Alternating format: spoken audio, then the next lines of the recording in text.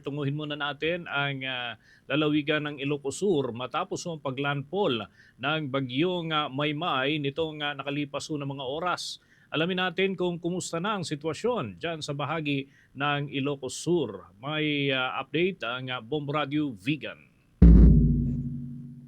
Yes, Bumbo Dennis, mga kabumbo, dito nga sa probinsya ng Ilocos Sur, particularly sa Magsingal, ang muling landfall nitong bagyong Maymay. So ngayong araw nito, mapalat tayo ngayon dahil makakapanim natin ang governor ng probinsya ng Ilocos Sur, si Governor Jerry Simpson, kung ito nga naging preparation nila, itong bagyo. Magandang umaga po, Gob, live po tayo sa Bumbo Radio Philippines. Kumusta po ang preparation natin dito sa Ilocos Sur, itong ang paggagupit ng bagyong Maymay po?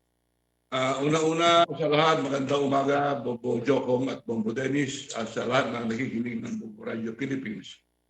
Ang sitwasyon naman po dito sa Ilocos Sur ay gaya ng nasa tayo, signal number 2, malakas na ulan at hangin, pero okay pa naman, wala pa naman reported na damages, kundi meron lang yung mga natumbang mga punong kahoy, tsaka nagkalat ng mga branches, pero total brownout.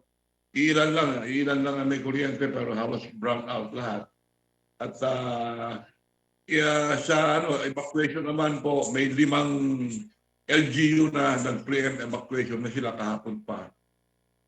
Nasa mga 97 families, around 290 individuals. Yun po. At saka mga damages naman, roads and bridges namin, passable po naman lahat, awa ng Diyos. May mga konting landslide sa Aplan Municipality na nai-report pero napalinis na rin namin kasi nakahanda naman yung ating mga equipment. Ano pa ba? Sa damages ng agriculture, wala pa pong report. Hopefully, sana huwag kami magkaroon ng damages. Ayun po ang sitwasyon ngayon dito.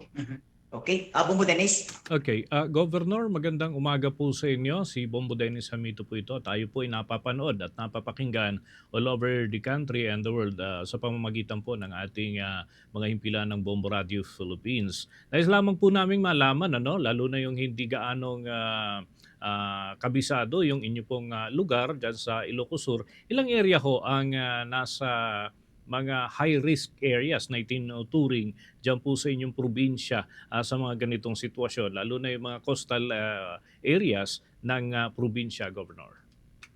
Opo, meron po mga nag-evacuate nga doon sa tabi ng ilog. Tabi ng ilog at saka sa tabi ng around 5 municipalities. Nag-evacuate. Yung dating babaha doon. So far, so good naman. Sana wag lang lumala. Kasi ang ating typhoon sa ating pagmumonitor ng PDRRMO, naglandfall kagabi ng 2 a.m. dito sa Magsingal. Pero ngayon, mabagal ang takbo niya, nasa going north, nasa San Juan na ngayon, yung pinakamata ng typhoon.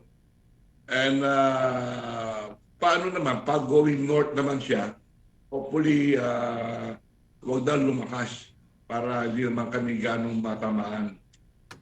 We're just concerned, Governor, doon po sa ating mga preposition na mga pantulong sa ating pong mga kababayan dyan sa lalawigan ng Ilocos Sur. Wala ho ba namang naapektuhan ng baha o napinsala na mga storage facilities lalo't medyo maulan? Ito pong dala pala nitong bagyong Maymay para kahit papano yung ating mga preposition na mga family food packs ay maayos pa rin na may paparating doon po paghupa nitong epekto ng bagyo, Governor.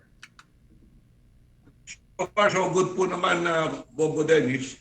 Nakahanda naman kami, nakahanda ang provincial government sa mga food packs na iaalok natin pag kailangan na. Pero nagpadala na rin kami ng mga tulong sa mga yung 5 evacuation center. At nakahanda kami, and towards incident, nakahanda po tayo. Na-alert po namin lahat ng aming FDRRMO, through our PDRRMO, aming mga sa provincial health, lahat na rural health, alert po lahat sila. At we are waiting for any untoward report naman po. Okay, Governor, one just last point on my part. Hindi ho ba nawala ng power supply sa kabuuan ng probinsya at yung telco, kumusta ho? Yung communication line, napakalaga din po nito sa panahon ng disaster. So ano po yung ating natatanggap na report so far? Ang signal natin po, wala pa namang problema. Maganda po ang signal natin. Ang ating power supply lang ang walang kuryente po. Halos lahat ng bayan walang kuryente. I see. Bombo Jocong, please. Okay, yes, Gob, kung may mensahe sa lahat ng mga nakikinig at nanonood ngayon po. Yeah, nakikiusap ako sa mga ating kababayan at sa lahat na kung saan yung prone area na dating nababaha o dating victim ng ganitong pag-ulan, mag-alert lang po kayo. Huwag na kayo lumabas. At saka yung ating mga alagang mga hayop, dapat nakakulong yan. Kasi minsan maraming nangyayari. Kasagsagan ng bagyo, kukunin nila sa bukid yung kanilang hayop, tatawid ng ilog. Ngayon, natatangay sila. Kaya wag na tayong ganun.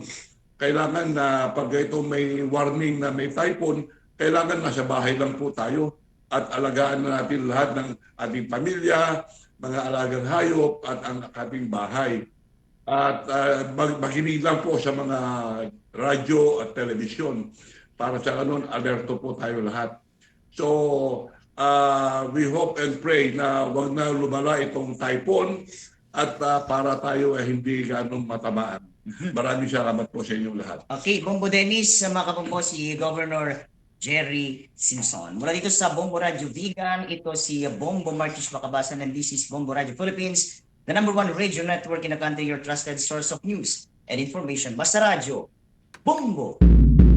Mga kabombo at mga ka-Star Nation, nananatili hong bukas ang Bombo Radio Philippines. Kung may mga panawagan, abiso na maaari hong iparating at kung hindi nyo makontak yung inyo pong mga kamag-anak ay maaari hong magpahatid ng mga impormasyon dito sa pamamagitan po ng Bombo Radio sapagkat kapag ganito mga panahon ay talagang kinakailangan ho yung komunikasyon at maaari ho ninyong matunghayan sa Bombo Radio Philippines sa mga update hinggil ho dito sa mga pangyayari may kinalaman sa bagyo, mga kabombo at mga ka-Star Nation. So muli, yung panawagan ni Governor tumutok sa atin pong mga mapagkakatiwalaang source of information. At ang Bombo Radio Philippines ay nariyan po upang maghatid ng mga pinakauling update kaugnay nitong epekto ng bagyo, mga kabombo.